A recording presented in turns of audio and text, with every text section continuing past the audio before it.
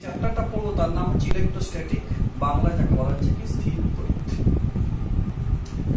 স্থির তড়িৎ বা ইলেকট্রোস্ট্যাটিক্স অলরেডি আমরা 9-10 এর সম্পর্কে কিছু জ্ঞান আমাদের আছে। আমি সরাসরি 12 এর কোশ্চেনে চলে যাচ্ছি। ধরা যাক এ একটা বডি, বি হচ্ছে একটা অ্যানাদার বডি।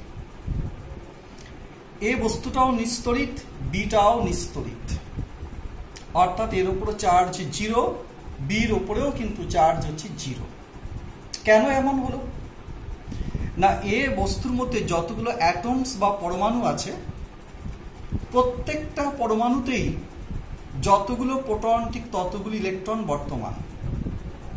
একইভাবে বি বডির ক্ষেত্র সত্যি, অর্থাৎ এ এবং বি কারোর উপর কোনো চার্জ নেই, এর উপরেও 0, ওর উপরও 0। এখন কোনো একটা প্রক্রিয়ায় ধরা যাক এ থেকে স্মল এন সংখ্যক ইলেকট্রন, এন ইলেকট্রনস আমরা সরাসরি বিতে পাঠিয়ে দিলাম।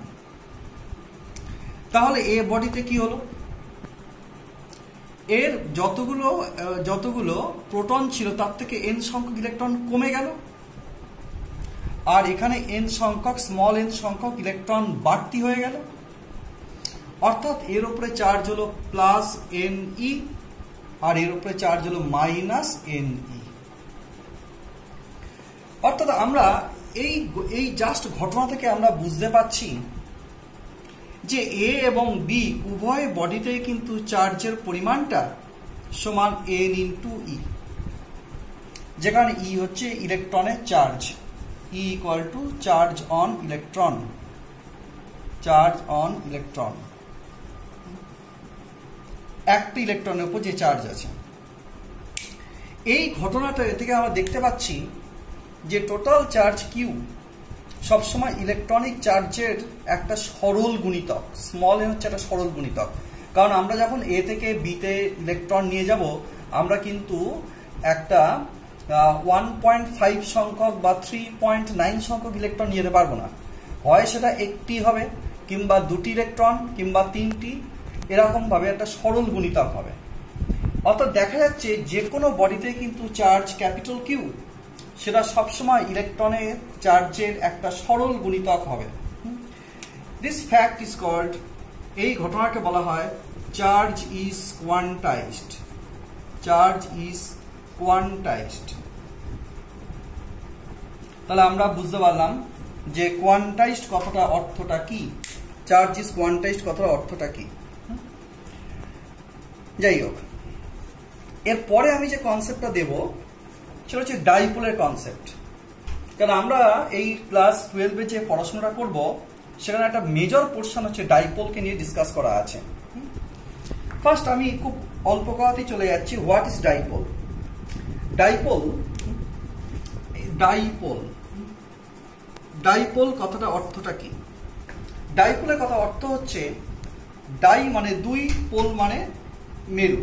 এখানে মেরু বলতে এখানে হচ্ছে মেরু ঠিক ওরকম ভাবে বোঝানো হয় না, মেরু বলতে এখানে চার্জকে বোঝানো হচ্ছে। যেমন এই একটা মাইনাস কিউ চার্জ, এই একটা প্লাস কিউ চার্জ। সাপোজ এদের মধ্যে ডিস্টেন্স হচ্ছে 2L, এদের মধ্যে সেপারেশন হচ্ছে 2L। Separation means linear separation, মানে রৈখিক দূরত্ব। তাহলে আমরা দেখতে পাচ্ছি একটা চার্জ মাইনাস কিউ আর একটা চার্জ হচ্ছে প্লাস কিউ, দুটো চার্জই কিন্তু পয়েন্ট চার্জ, বিন্দু আধান।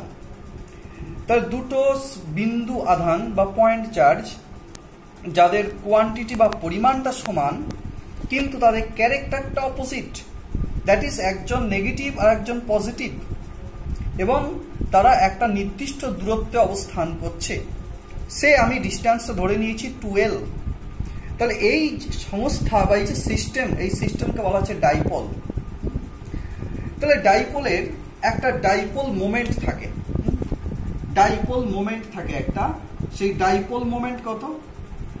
ডাইপোল মোমেন্ট ইকুয়াল টু যে কোনো একটা চার্জ ইন্টু তাদের মধ্যে separation, that is 2QL। This a dipole moment. This dipole moment একটা ভেক্টর কোয়ান্টিটি, তোমাদের মাথায় রাখতে হবে এটা কিন্তু একটা ভেক্টর। ভেক্টর বললি তার ডাইরেকশনটাকে উল্লেখ করতে হবে। তার ডাইরেকশন হচ্ছে from negative charge to positive charge, that is এইটাই হচ্ছে ডাইপোলের ডিরেকশন। আমি যদি ডাইপোলটাকে যদি পি দিয়ে সূচিত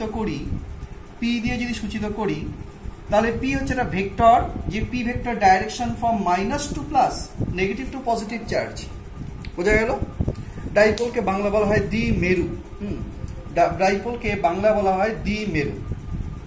তাহলে আমরা ডাইপোলের কনসেপ্টটা পেলাম। ডাইপোল হচ্ছে কিছুই নয়, এক কথা মনে রাখতে হবে, দুটো চার্জ, দুজনের পরিমাণটা সেম, বাট তাদের ক্যারেক্টারটা opposite, they are separated by some distance, say 2l, then this system is called a dipole. Clear?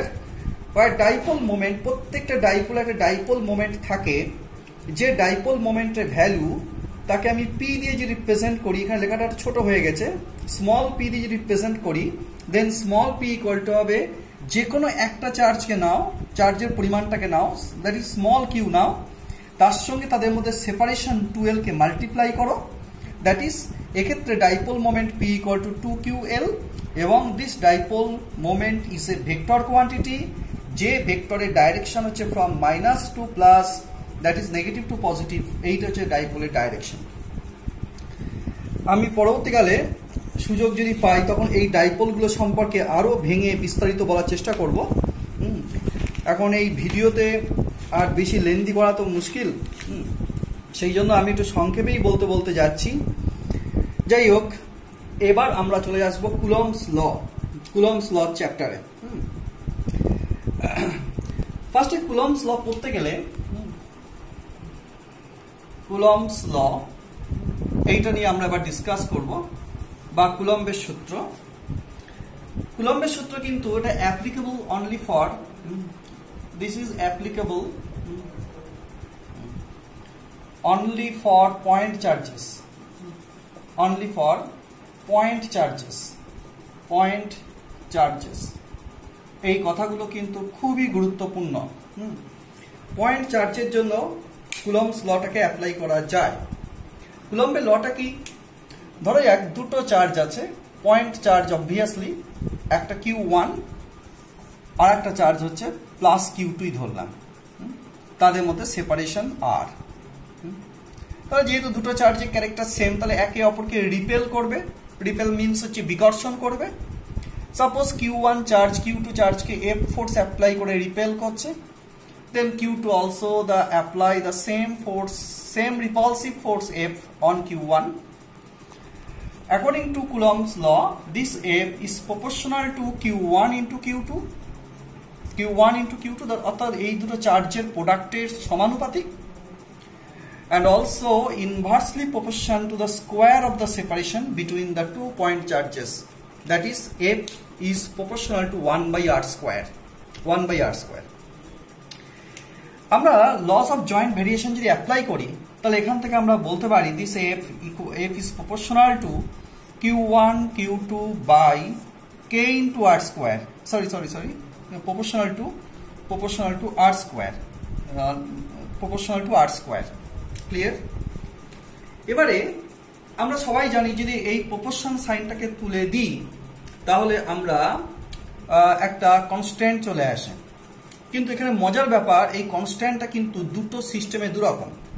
SI সিস্টেমে কনস্ট্যান্টটাকে একরকম ধরতে হবে, আবার সিজিএস সিস্টেমে কনস্ট্যান্টটাকে আরেক রকম ধরতে হবে। আমরা প্রথমে এসআই সিস্টেমে চলে যাচ্ছি। In SI system, SI system, তাহলে এসআই সিস্টেমে কি হবে? এফ ইকুয়াল টু হবে 1 by 4 pi epsilon 0 into K into Q1 Q2 by R square. এটা লক্ষ্য করো কনস্ট্যান্টটা কেমন একটা অদ্ভুত টাইপের। তোমরা এরকম ধরনের কনস্ট্যান্ট আগে দেখোনি। 1 বাই 4 পাই এপসাইলন 0 ইন্টু কে, এখানে where 1 by 4 pi epsilon 0, where 1 by 4 pi epsilon 0 equal to 9 into 10 to the power 9, and K is called dielectric constant of the medium, dielectric constant of the medium. Of the medium. Medium means মাধ্যম, মাধ্যমের পরাবৈদ্যুতিক ধ্রুবক বলা হয় বাংলায়, ইংলিশে বলা হয় K equal to dielectric constant of the medium. দেখো কে এর ভ্যালু তাহলে মিডিয়াম ডিপেন্ডেন্ট, এক একটা মিডিয়ামের জন্য কে এর মান এক এক রকম। যেমন say for water K equal to 79, for air K equal to 1, এয়ারের জন্য কে এর ভ্যালু 1। তাহলে আমরা জাস্ট নামগুলো বললাম, কিন্তু আমি এখানে অ্যাভয়েড করে গেলাম কিন্তু what is epsilon 0 and what is K. K শুধু নাম বলেছি, এপসাইলন 0 নাম বলেছি। এগুলো আমাদেরকে আরো ডিটেলস শিখতে হবে পরবর্তীকালে। আমরা জাস্ট এখন এগুলো কনস্ট্যান্ট বলে জেনে রেখে দাও, পরে আমরা সুযোগ পেলে অবশ্যই এগুলোকে আরো ভালো করে তৈরি করে দেওয়ার চেষ্টা করব। যাই হোক, আর ইন সিজিএস কি হবে? ইন সিজিএস তখন এফ সমান হবে Q1 Q2 by K R square. খেয়াল রাখো এই যে কে, এই কে আর সিজিএস এর কে সেম কে, এই কে মানে কিন্তু directly constant of the medium. কিন্তু যদি আমরা এসআই তে যাই তখন কিন্তু আমাদের এই 1/4 পাই এপসাইলন 0 লিখতে হবে। এখন তোমরা যদি আমাকে প্রশ্ন করো যে কোন সিস্টেমটা নেব, তাহলে আমরা বলবো যে ইন্টারন্যাশনালি কিন্তু সিজিএস সিস্টেম টোটালি কিন্তু অবসলিট, কোনো বইতে কিন্তু সিজিএস সিস্টেমে লেখা হয় না। কিন্তু এই সিস্টেমটাই কিন্তু নেওয়া হয়। এটা অনেক পরবর্তীকালে বুঝতে পারবে, আরো পরিষ্কার বুঝতে পারবে যে কেন এই সিস্টেমটাকে ব্যবহার করা হচ্ছে। যাই হোক, তাহলে আমরা কুলম্বস ল পর্যন্ত পড়লাম।